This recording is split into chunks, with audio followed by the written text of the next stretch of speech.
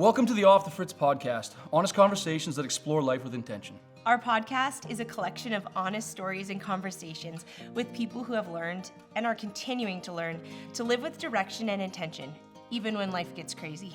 Our hope is that this podcast will inspire you and provide you the tools to start living with more intention and a sense of possibility and purpose. Hey everybody, welcome to our conversation with Zach and Jason Francis. These guys are a lot of fun to talk to, and I gotta tell you, we went into this conversation highly unprepared, apparently. So we knew these guys from Instagram as these guys behind this big, what Instagram account? They're behind tinyhouse.com, oh, right. Who nominated our first tiny home as Best Tiny Home of 2020. So that's how we met them. So we're their best friends now, obviously, because of that, because we like what they gave to us, right? But we thought that's who these guys were. So we get into this conversation. Embarrassing. Oh, I thought it was hilarious. But we get into this conversation and find out we're like, oh, they were tiny home builders. Like they've built hundreds of homes. Like they started Tiny Heirloom, which is like I've heard of this builder. Well, and then we get talking. They are the guys behind Tiny Luxury, like a TV show. The HGTV show that clearly Kevin and I, we don't watch HGTV, so we had no idea. We're like, you guys are like a big deal. You guys did like 5 seasons of a TV show, which is why they probably think they're on the podcast. But apparently it was just because we thought they were nice and cool. So it was really funny as we realized this going along. It's like, oh, you guys are famous. Oh, you guys. But then beyond that, I just wanted to talk to them because I'd heard that they had sailed around the world in a yacht. And that's all I really wanted to talk about. And who knew that there was so much more to talk about. So very fun conversation, really neat guys. Incredible adventure, incredible story, inspiring. Yeah, it was a bigger conversation than we were expecting. So hope you guys enjoy it. Zach and Jason, you guys, we met through the tiny house industry. Obviously, that's where all of the guests this season have come through, and we met because you guys found our house, and then our first house is on your website as top house of 2020. You blew our minds and have been a huge source of encouragement to Kevin and I as we started this journey. Can you share a bit about tinyhouse.com and how did you get to this place where you guys are doing a global tiny house conference and have this huge website that's an incredible index of tiny homes across the world? There's a lot going on in there. For sure, yeah. A little bit too much sometimes. Yeah, man, that's a big story to tell. We got time. Let's see, I mean, kind of goes back to, I would say if we want to start where we learn how to build, because that's kind of the very beginning of it. Bring it way back.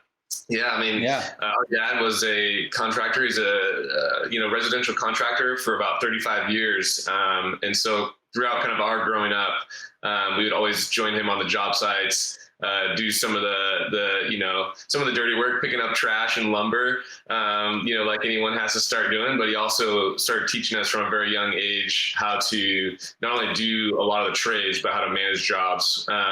So about halfway through high school, we started a business with him and started building our first couple homes together. That actually ties into the sailing trip, which we'll probably jump to a little bit from here later on. But we left on a sailing trip, got back, started building our first homes. And we ended up all moving into those homes, our whole family kind of up in this little community up the hill from where we are now. So super fun kind of way to get started into the construction world. And about 2 years in, we started seeing with our brother-in-law, Tyson, started seeing a bunch of tiny homes popping up online, and they really were kind of piquing our interest. And so we started looking into them more. My mother-in-law was super into them, and it was kind of just, started being talked around the family, and we're like, man, let's try one, let's do it. So we were in between projects. It was a summer, I think 2012, not 2012, but, and we bought a trailer, backed it into my garage. It didn't even fit in there. About a couple feet were sticking out of the garage, and just started building it. And kind of using the experience we had and tying it into the tiny house world. We saw what we thought was interesting, gap in the market as far as tiny houses that were being available to purchase. And that was kind of somewhat on the more high end and high design, side of things. And so we built that first one that summer and kind of put it out there, and it kind of just took off online. Similar to how you guys, similar to your story. And it just kind of blew up. And from there, we're like, man, maybe there's something here. Let's try something here. So did you live in that first tiny house, or was that tiny house sold to a client? Yeah. So it wasn't a custom one, but after we had built it, we put up the pictures and we sold it to, some person online and whatnot who just wanted to buy it, buy the tiny house essentially. Shortly thereafter, we started, getting some custom models going and whatnot. And then pretty much right around that time, that's when the pictures of that tiny house was, getting everywhere, like in Country Living and all that. That's when the production company started reaching out to us to do a TV show on our family business, building the tiny homes, because it made for like a good TV story. And at first we pretty much kept telling them, no, we're not going to do it. Like, we don't want to, like, we're not going to do it. And then after like probably a few months of that kind of happening, basically one of the production companies, it was the first one that had reached out to us, was like, all right, the chance of this ever happening is like 1 in 1,000. So if you just say yes to this first, initial kind of recording phone call like this, and if it goes well, then we can, pursue the next steps. But you have like a 1 in 1,000 chance that it'll do well. And so we're like, okay, we'll bet against the odds. And we were hearing this same thing kind of across the board it was about 12 different production companies that reached out. So it's kind of all the same stories, like, hey, the chances are very, very slim. Just give it a shot. We randomly said yes to one of them that seemed, more convincing, I guess. Yeah. And we connected with them a little bit more. And the typical process is like, you have a call. If they're interested, then they'll kind of sign you on for one episode, like a trial episode. And that, usually is like a 6 months process. And then about a year before it goes out there, then if that goes well, then they'll sign you for like a small series and goes from there. But it's a good 2-year process before you kind of get to your first, season. Right. And this was all kind of terrible timing on our end, as far as Zach just got married. It was just kind of just a bunch of craziness. We just started this business. So it was, basically another baby, and said yes to this little Skype call with them.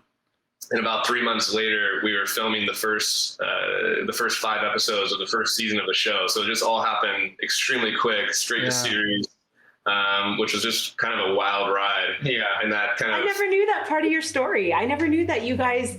What TV show was it? It was called Tiny Luxury. You can find it on like Amazon Prime or... Yeah. Cool. Okay.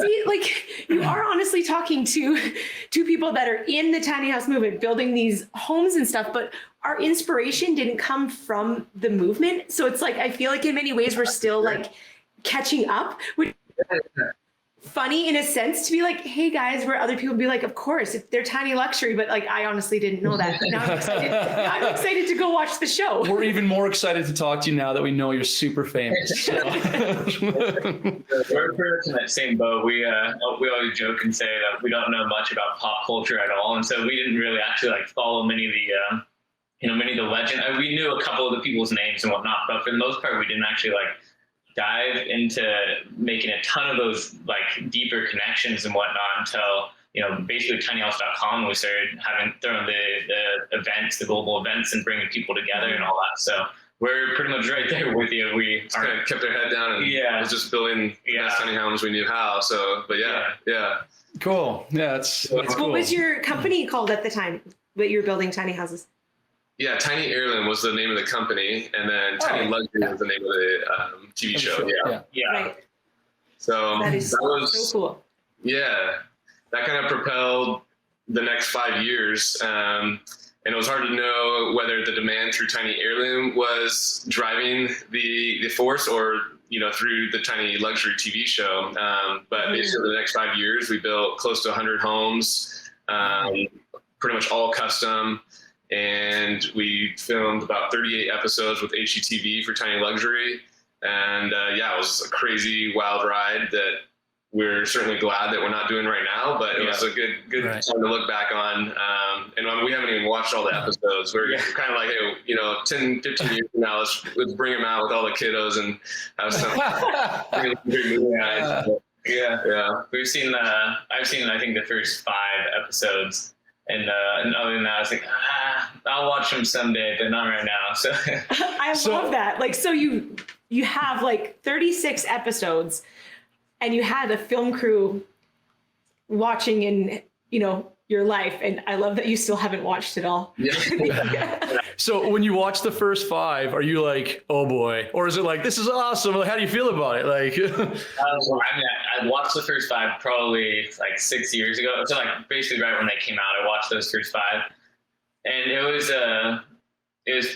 basically what it felt like was just like a really well done like family documentary. Like, cool. just like as if somebody in the family was just kind of like filming us, but just like better well done or whatever. So cool. Yeah, because like that's you not said, perfect.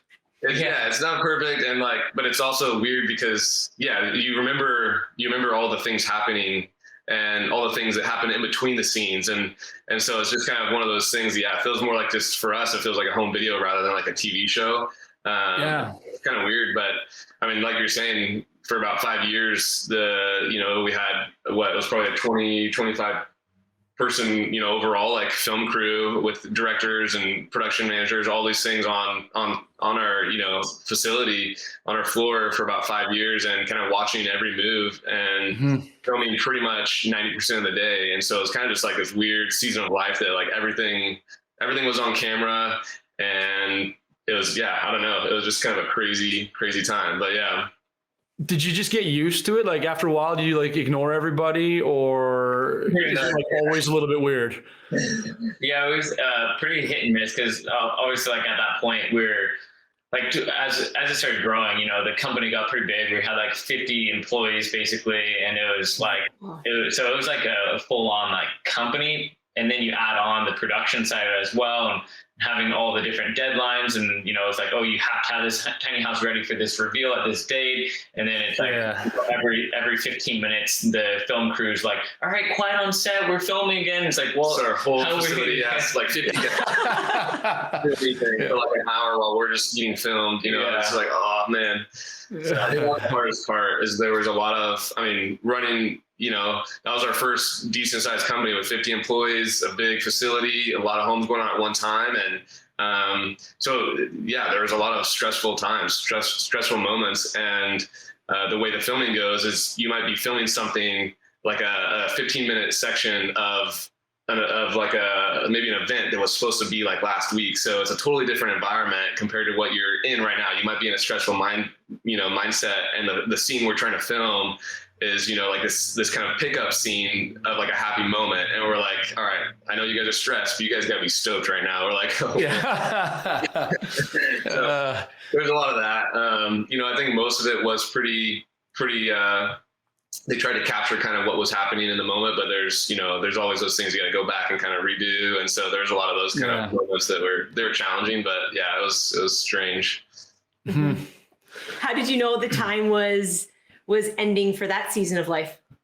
That one was a little more of a, we thought that the time had ended a couple times before that, because basically after the first season, pretty much almost every single season, we told them, specifically my sister told them that she would never do it again. And then for some reason or another, we ended up doing it again. And so we, like I said, we didn't know like when the season was kind of supposed to end. And then basically when it did end, it was right about the time that HGTV was being acquired by Discovery. And it was like a massive deal and whatnot. And most of their tiny home shows weren't performing extremely well, and so they basically just pushed pause on all of them. Ours was performing like a lot better than all the other ones, but the really interesting thing that they did was they would like use our filmed footage and like literally our faces and us talking to advertise their other tiny house TV shows, and we're like, they're super weird. Like you're literally kind of cannibalizing, this. Our TV show essentially, and ours is the only one that's actually performing well, and that's why they use our footage and our stuff on the advertisements for the others. And so that was a little, it didn't feel extremely great. And so it was frustrating because we'd have, again, it was, the tiny house community that's what it is. It's a big community. We, wanted to help other people, but it was frustrating seeing our faces, our work, our homes as advertisement for our competitors. Right. And so I was like, man, we had no control over it, no control at all. So that's kind of, it was kind of got a little bit messy. So basically they pushed pause on the TV show, and then after like a few months or whatever, we're just like, all right, we're ready to be done. And then basically just kind of like ended at that point. So I don't know if they ever like legitimately told us like, all right, we're not filming anymore, but they just kind of like just went away. Yeah, it was kind of like, we finished this season, pushing pause, and our contract was still for like 2 years from the moment you pause, basically, and then just we didn't really ever pick anything up with them again, so it kind of just expired. Yeah.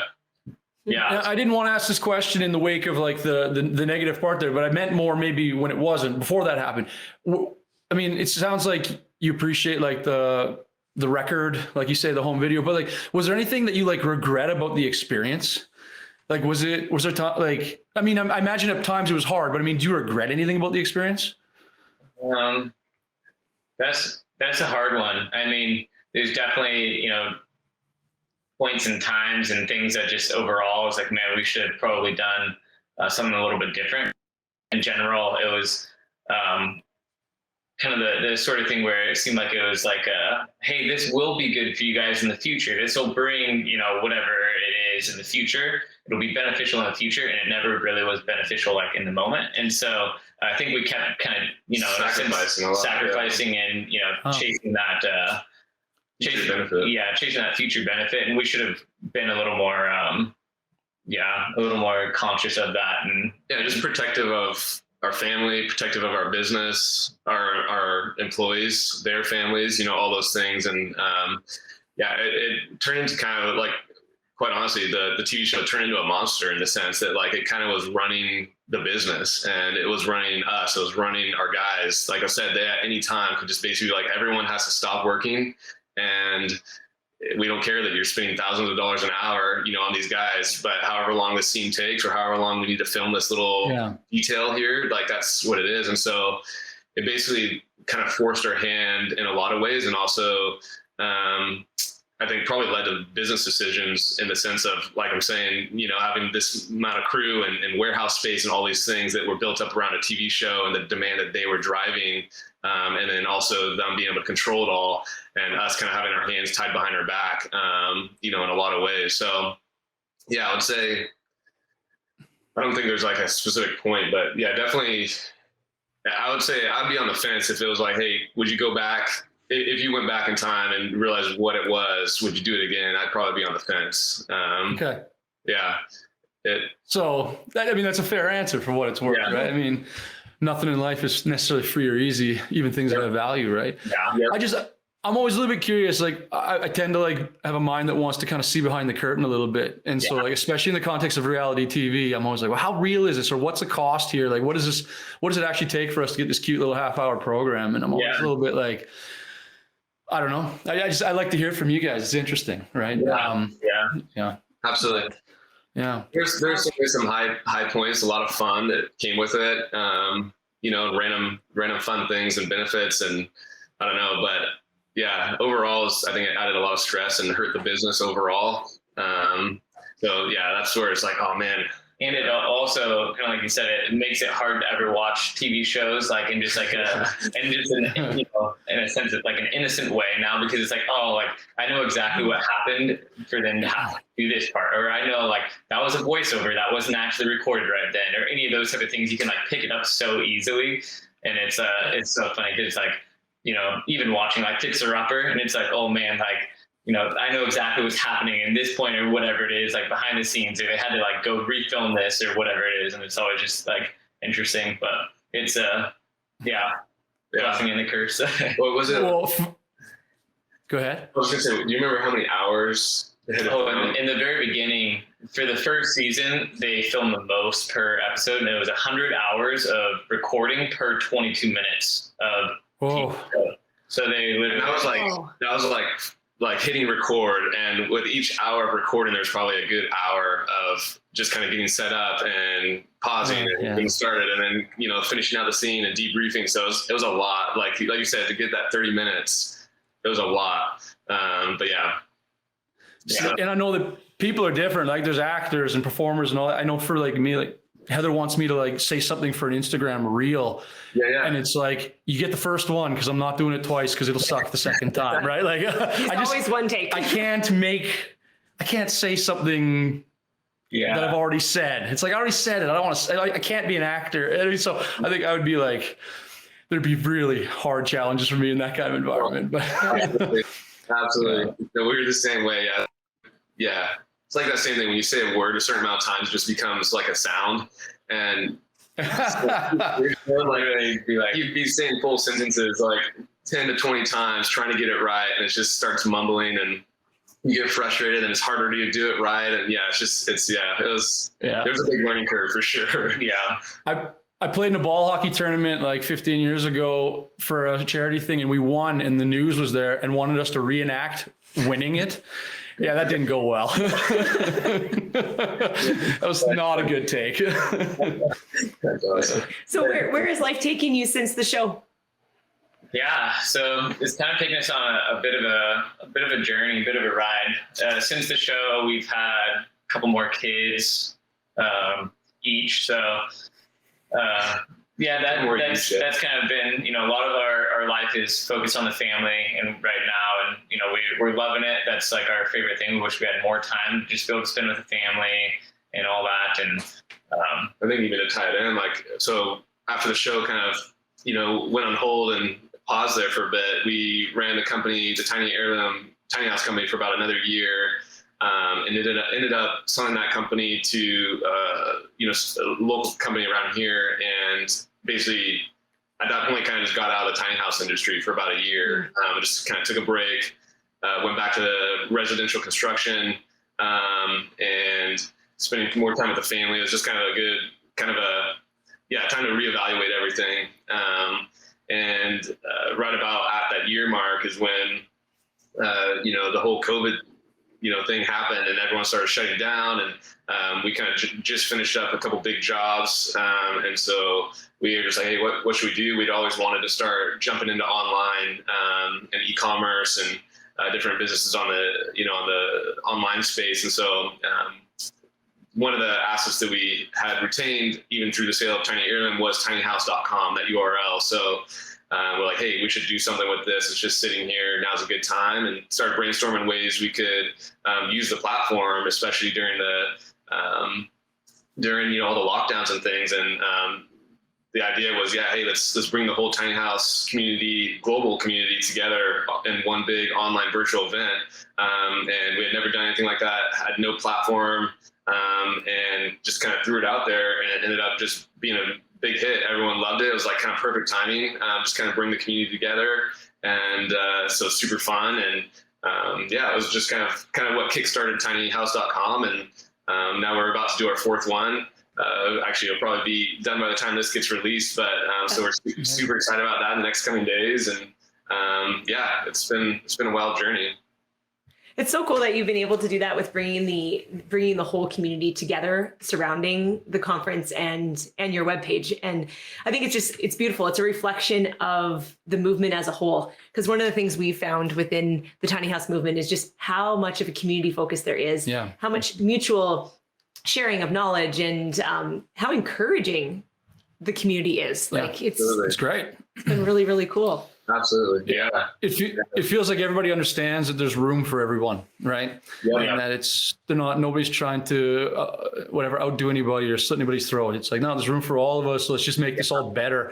Exactly. And I think maybe being I wouldn't call it grassroots anymore. I mean, there's been a lot of people who've put a ton of work into all this, and it's grown and grown. But like the fact that it was recently a really grassroots movement, I think there's this understanding that's like, hey, we're all in this together. We're going to all succeed together, or potentially fail together too. That's a fun community, right? Like that's pretty cool.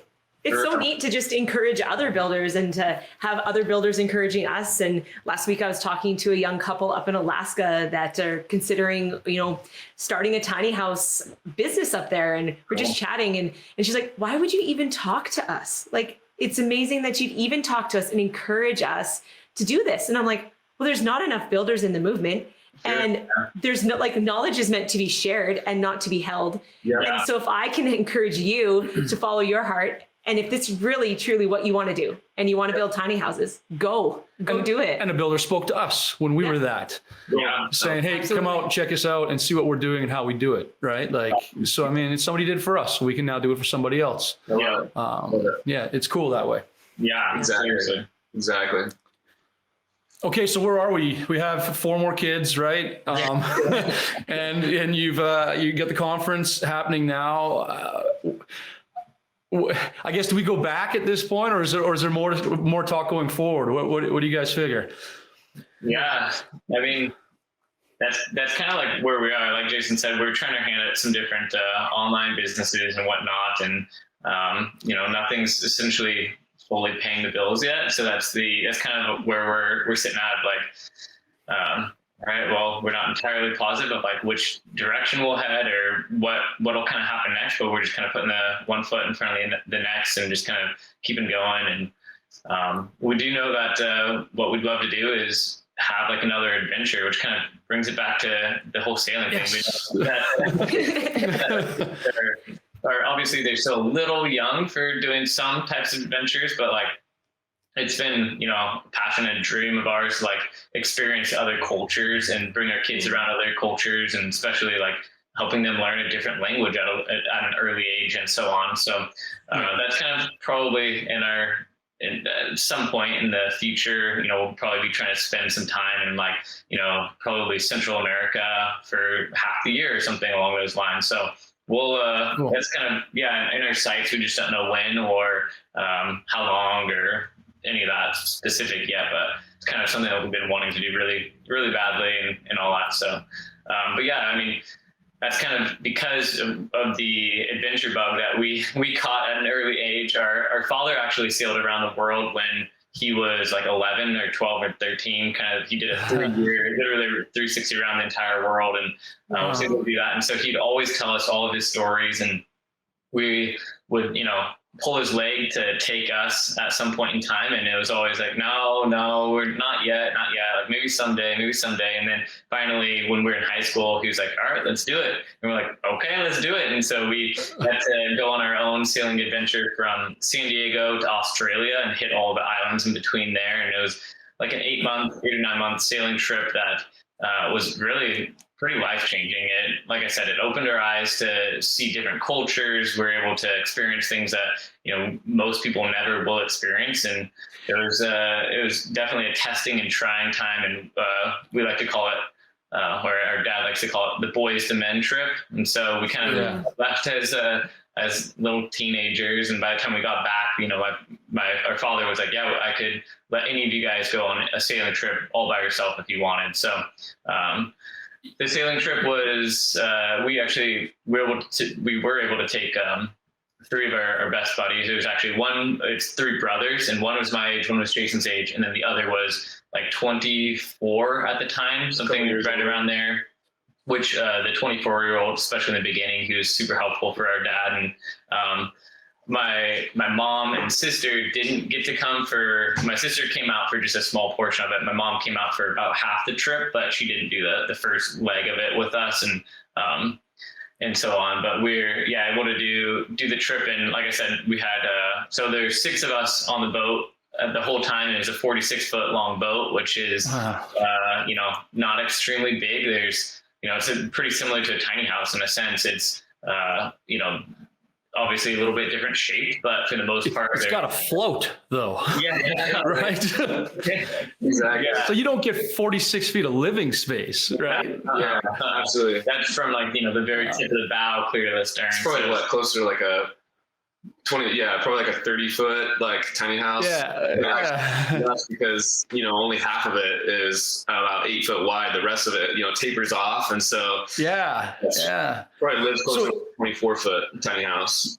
You guys understand how crazy this sounds though, right? Like, at least to us. So like we were talking before, like we're from the prairies, we're close enough to the mountains. Like I'm comfortable in the mountains, I'm comfortable in the prairies, I'm comfortable surfing on vacation. Oh yeah. But the idea of getting in a 46-foot, like whatever, cork and firing out into the middle of the ocean is really crazy. You know that, right? It was crazy. Yeah. I mean, there was wild times. I mean, from our jaunt from Cabo, Mexico, to the Marquesas, which was the first island group we hit in the South Pacific, pretty much the farthest islands away from any landmass, major landmass. But that cruise, that section of the trip, was 21 days without seeing land and sailing day in, day night, 24/7, and that was really strange. I mean, it was like 3 weeks, no communication with anyone. And someone has to be up every hour of the night. So we take night watches, and you're kind of cruising along and, going for it, not, trusting your GPS at that point, that you're going to get to the right spot. And yeah, it was wild. I mean, there's a lot of definitely a little bit of loneliness, definitely a little bit of stir crazy, cabin fever, it was like 21 days just in this little tiny boat with 6 guys. You have to ration food and water. Cause heaven forbid, but the worst could happen, and, something could break, someone could get hurt, and you got to be able to have food and water for however long. And so there's no Coast Guard, nobody will come to save you if anything bad happens. And so, we had a brief kind of cruiser guides surgery book on board, and it was kind of decided that me and one of the other guys was going to be the surgeons if we had to cut somebody open to pull out their appendix or something. Yeah. what to do if somebody gets gangrene? It's well, put them on the kitchen table, cut off, put a tourniquet on them, cut off their leg and throw it overboard. And it's feed the fish. Yeah. Oh man. Okay, when you're maybe if it's, I don't know where, but I love understanding this stuff. So when you're out there and you can't see land, you're just in the middle of everything, is that an ominous feeling? Does it ever get you? So for me, for instance, I don't feel claustrophobic at all. But if I'm on the top of a mountain and you actually just look out and take it in and understand, it makes you feel funny. It makes you feel very, very, very small. And it's kind of like claustrophobia, but the opposite, but it feels good though. Yeah. Is that like that, or is that just a me thing? Yeah, no, absolutely, man. Yeah. Especially during night watches, just you and the stars, and the phosphorescence in the water, and it just literally looks like you can't see when the phosphorescence is really glowing and amazing. You can't really see where the water starts, where the sky starts in the water, and it's just pitch black except for just the glowing stars, just stars and Milky Way. You can never imagine. Just it's amazing. Definitely. Yeah. Like you said, it's kind of a twofold thing. You feel absolutely vulnerable and very, very tiny. We've been sailing for, 14 days, and we still have, another week and a half to go. Yeah. And you look on the GPS, you're zooming out for 10 minutes, trying to even get to see any landmass. You're holy smokes, we're just this little tiny dot in this vast, vast ocean.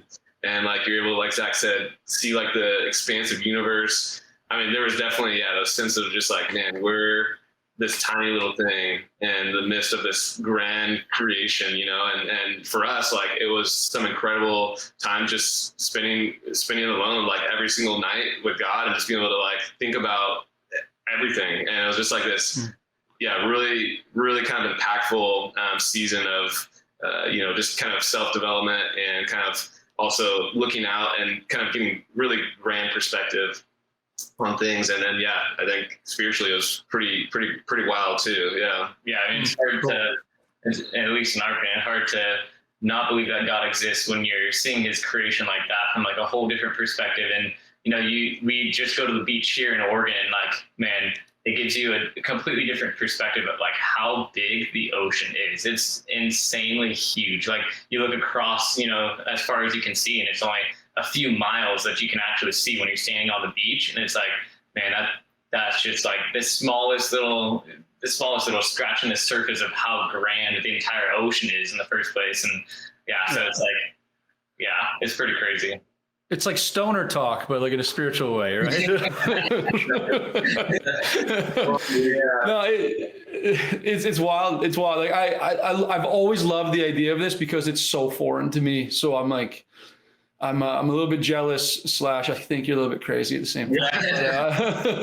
Well, even to have had that time of life, 8 months, or even just let's take that sailing time when you had no outside communication, just like the same thing every day. Like what a gift that would have been to just know yourself better and to take that time. You know, what would the world be like if we all could like set aside those like blocks of time just to allow our perspectives to be shaped by our surroundings and our experience, and internally to just know yourself better. Like, I just think that's incredible what you guys have been able to do together, and to do it as brothers. Like that is, I think that clearly has shown, you know, you've sailed across vast seas together, and hence you've chosen to live like 300 yards from one another in Oregon. I think that's so beautiful. And now with your kids, you guys are going to have some pretty epic journeys one day when you end up taking your kids on the road. Absolutely. We can't wait. Already telling stories. Yeah. So that was, and of course the whole sailing trip, you know, was right before Tiny Heirloom, the whole tiny house thing. So in a lot of ways, you know, living in such a small space, you know, kind of living with, you know, definitely within our means, and a kind of very simple, minimalist lifestyle, kind of paired with all the different hardships and lessons and experiences and wonderful joys that we got to experience on that 9-month trip. I think definitely came at the right time, because I don't think we could have done even what we did and get through what we did of, you know, the business and the TV show and all the crazy chaos and storms that happened there without having gone through the storms on the boat, and the lonely times on the boat, and the times of like hardships, and then building our relationships together. And so I think in that sense it was, you know, I don't know, very timely, and kind of led up to, you know, what happened with the tiny house and the TV show and all those things. So yeah, it was quite the experience and wonderful time. Yeah. So obviously this experience was super impactful and like meaningful and important, and I don't know, big, I guess, right? When you guys were teenagers, before you came back men, when you were leaving on this trip, did you have some expectation? Did you have some understanding how important this was going to be? Or were you just like, this will be fun? Or did you have an expectation of what you thought you might learn or come to know about yourself? And were you right in any way, shape, or form? Great question. Yeah.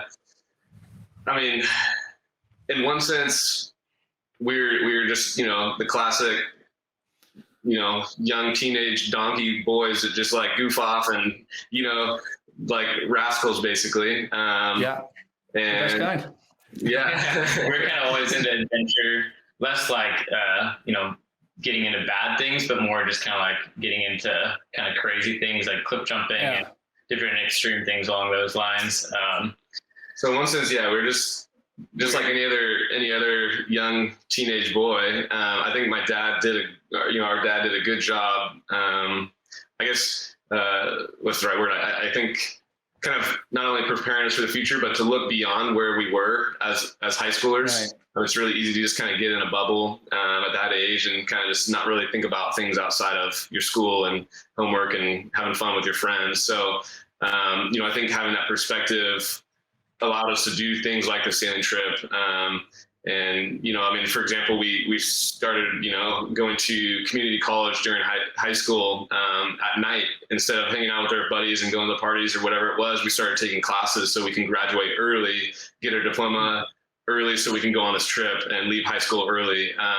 So there's just things like that I think perspective-wise, our parents set us up decent to kind of look forward to the future and kind of, you know, have that kind of delayed gratification mindset. So absolutely. I don't think, at least for me personally, I didn't realize how much it was going to change my life and the impact it was going to have, the things we'd learn and kind of coming back, how it would set us up for the future as well. I knew it was going to be an amazing adventure and like super fun time, and we're going to learn a lot, but I didn't expect kind of the changes that happened. So. I think it's cool. I mean, that's a very extreme example. Obviously, I think everybody would expect change and growth from something like that. But I love how, like, in life, it's often there's stuff that you have no idea how it's going to change you and how it's going to grow you and like shape you until you're able to look back on it. And maybe even then you don't even look back on it. You don't maybe realize it happened. But I feel like sometimes I know at least being that donkey teenager, like I grew up without realizing it, right? Sure. Where it's like all of a sudden you look back and whoa, I'm not a kid anymore. When did that happen? Yeah. And you realize you haven't been a kid for a long time. And I think that's like, I think that's cool. I think maybe that's the way for most people it is. I mean, you guys sound like it's like 9 months later, you're like, okay, I'm not a kid anymore. But I think for most people that like sneaks up on you a little bit. And I don't know, it's just interesting, different people's experiences. We all end up, if you're shooting for a life that's like, where you're contented and happy and you're pursuing things and you're acting, I think we all end up getting to a good place. I was going to say getting to where we want to be, but that's just not true. We get to a good place, right? Sometimes we don't know exactly where it is we want to get to. But anyway, I love that. I love that kind of stuff. I hope that in small ways, in big ways, whatever, I want to offer that to my kids as a way to like get them out of the, I don't know, the drudgery of the one step in front of the other that some journeys can be, and sometimes maybe shock them a little bit and send them someplace where they like ended up someplace they had no idea they were going. I think that's pretty special. For sure. Yeah, no, I agree with that. And like you said, there's a lot of parallels though. I mean, that's kind of I would say very close to our philosophy and mindset on life too. And you know, how we want to teach our kids as well. But, I guess, it's been said before, but one of the enemies of sailing and the enemies of life, I think, is just drifting and, just kind of not having a direction, not having a purpose. And so that's kind of what we've always strived to have, is like have that goal, have that purpose, have where you want to be, like set in your GPS. And that might not where you might not end up there. A storm might come and just totally, push you back a little bit. You might have to veer off course because you can't sail into the storm. And of course, I'm talking about life and the sailing. Of course, yeah. So you have to change course and get over to this other area. But as long as you have that kind of destination in sight, and you're working hard, you're striving, you're going to end up in a better place. And oftentimes those trials, absolutely shape you into better men and women than not having gone through those, so we're right there with you on that. And I think that's a really important thing in life to consider. Yeah. And it's crazy how, if you're sailing and you're headed somewhere that's 1,000 miles away and you're off by even a quarter of a degree or even just half a degree or whatever, like you're going to end up somewhere completely hundreds of miles away from where you want to be. But, so you got to be very intentional with that location that you're setting. And like Jason said, maybe you don't always end up there, but if you do have to veer off, like make sure it's an intentional direction change rather than just kind of like drifting into a new location and whatnot. And as you're heading there, it's not like we just set the coordinates once and we never checked it again. As we're every single day, we had to make sure like, all right, we're headed in the right direction. And, there's definitely evaluate our surroundings. Yeah. There's a day or two where we definitely were like, we're steering, 2 degrees off what we should have been steering. So like, let's recalibrate and let's get us back on the right course and so on. But yeah, I mean, there's so many parallels between sailing and life and the direction you're headed to storms and doldrums and all the above. So. Yeah. Man, I feel like you guys should have the podcast. You guys could just talk and teach so much. Thank you for sharing that perspective. I resonate deeply with that. Yeah. Kevin and I are very purposeful and driven people in that sense of setting that intention of where you want to go, and to also know that you can always recalibrate. You set it and it may not get exactly there, but every day, midday, every moment, you have an opportunity to recalibrate back to the life that you want to live. It's choosing the life that you want to live, and then just taking those steps and going for it. And I think to further that, because I think when we get in this podcast, we're really excited because we get to talk to interesting people who've done interesting things, and that's super fun. But I think it's important, to bring it around to like people like who haven't sailed the world, and it's like, well, this isn't about me. This is about people who do these wild things, right? But it's quite frankly not true, right? Like somebody else is like sailing the world, that moment that shapes them. It might be a small moment. It might be a relationship they choose to have, or, you hear people with sports, and it's like, how much they learn from sports. It's like, you can learn the same thing from the arts. And, so it's like, it's important for people to maybe, I always want people to know, it's like, if you think anything that I did was crazy, or if I think that what you did is crazy, it's like, it's not crazy to you, and it wasn't crazy to me. And I think what you do is crazy because it's not me. And that's what's awesome about it all, right? Exactly. So I just want to always, encourage people that it's like, if it doesn't feel wild to you, it probably feels wild to somebody watching you, right? Yeah. And it's important to like find those moments in your life and I don't know. That's just something I wanted to make sure people hear, I guess, when we're talking to people with these wild stories, right? Exactly. No, yeah, absolutely. We haven't gone on some wild, crazy adventure like that in a while. And, whether it's, but like you said, there's You things. start a business. Yeah.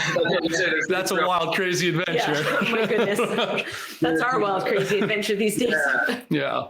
Yeah. So every life there's something that's going on, and that's part of the journey, and you're right in it right now. And oftentimes, if it doesn't seem as crazy, kind of like the season we're in right now, we kind of jumped out of this big business and the TV show, and it's been easier to drift the last couple of years. Like I said, we don't have kind of that thing we're working on that's not only paying the bills, but that really is fueling our purpose necessarily and what we're really passionate about. And so we found ourselves over the last couple of years, drifting, and that drifting looks different for everyone. For us, it looks like trying too many businesses, and we get overwhelmed, and we have too many different things going on. None of them are working. And we're like, all right, we gotta shut a couple of these down. We kind of cast a wide net, and we feel like we're drifting. We're not focused on any of them. And so, every time we've kind of taken that perspective check and be like, all right, we have to refocus. We need to kind of reevaluate our life. What are we doing?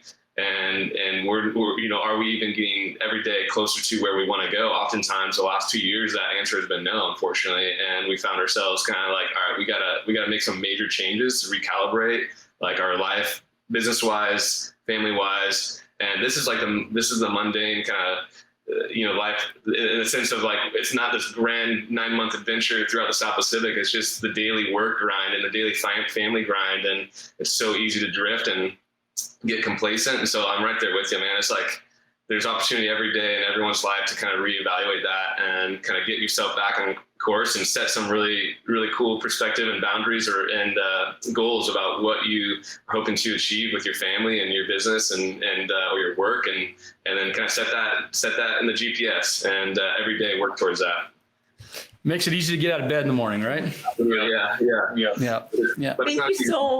Yeah. Thank you so much for sharing all of this with us. We could probably talk with you guys for hours. I imagine we wouldn't get bored, but I feel like we will talk for hours. Maybe we will over the course of time. But no, thank you very much. Yeah, I'm noticing the time here, and that we should probably start to wrap it up. And I want to finish the podcast asking all of our guests the same question. And it's this. It can be as simple or as deep as you want it to be. But what's bringing you to joy these days? Cool. Yeah. Oh, yeah.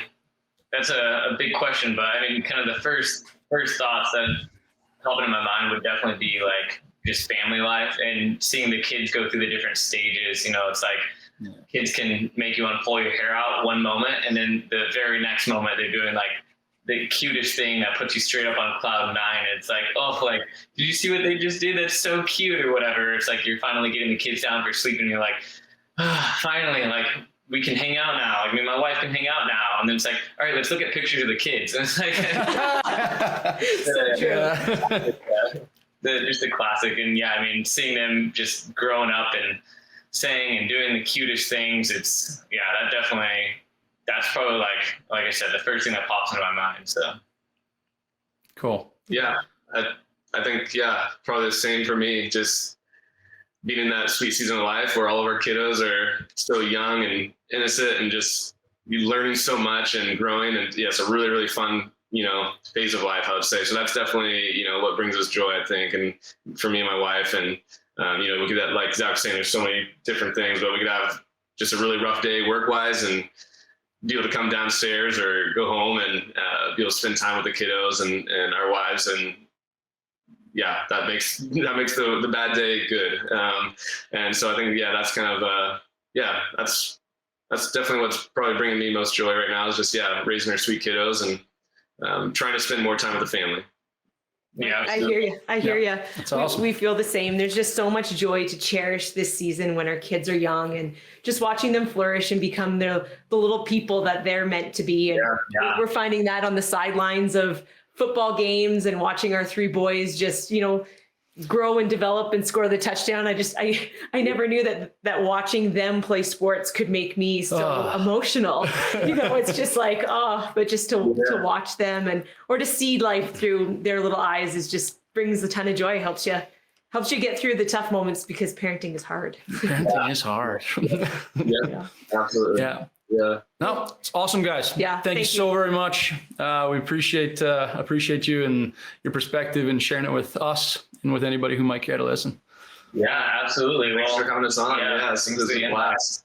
For sure. Yeah. You guys are doing some amazing things, and we're excited to, kind of be a part of you guys' journey in a small way, but also get to sit back and watch everything you guys are accomplishing, which is really cool. Cool. Thank you. Yeah. I got to say too, I grew up with I was the middle between two sisters. So I never had a brother until we got the next 4 kids, the adopted kids. So I had brothers that were young, right? Sure. I don't know what it is about brothers, man, that are close in age. I wanted boys close in age. Yeah. I love brothers. I don't know what it is, especially as adults that stay tight. Yeah. I've known a few of them, and it's my favorite people. So yeah, no, absolutely. It's a lot of fun.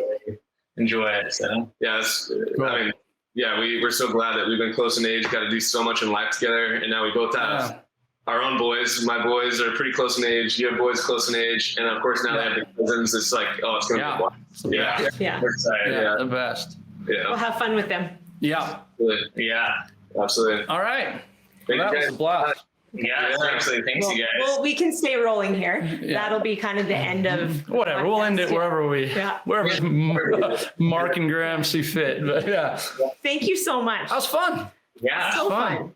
It I was feel easy. like sometime that it would be fun to hop on a call, just us, and talk more even about TV and the impact of that and whatnot, because we're getting calls from. We're on our second now call from HGTV. We're asking somewhat selfishly. We're asking some, Trying to understand it. Trying to understand this and grow the business and grow it right and just stay the course with what I guess too, right now it's you jump in and the brand new business becomes another member of the family. It's like having an infant around right now where everything it's like having a brand new baby, where this baby can't do anything on its own. And so we have to pour in so much into it, and we have to adjust our whole family to do this. And so we aren't living the life that we intended when we jumped into this, which is more freedom. We have to earn it. We have to go through those business years of pouring into it to get out of that. And one big question keeps coming up because we just keep getting approached with it is TV. Does TV help ? Achieve that? Or would that be off track, or can that be complementary? And there's just ton of questions within it. Yeah, Seriously. Those are, we'd love to, we could dive in on that for sure. We'll We'll have to do another day. Another day. Yeah. Very cool. But And I mean, we'd love to talk to you guys about that, because, I love that you guys are having those opportunities. And I think if you do them right, it could be great. But at the same time, we want to be able to speak from our experience, how it happened with us. So whether you choose to do it or not, hopefully it can be a blessing. Yeah. Because obviously, like picked up, there's definitely parts of it that were not in our lives. And so any of that we can kind of give a little insider knowledge on, we're down to do that. We would have had more people who could have spoken into our lives about this exact question, essentially.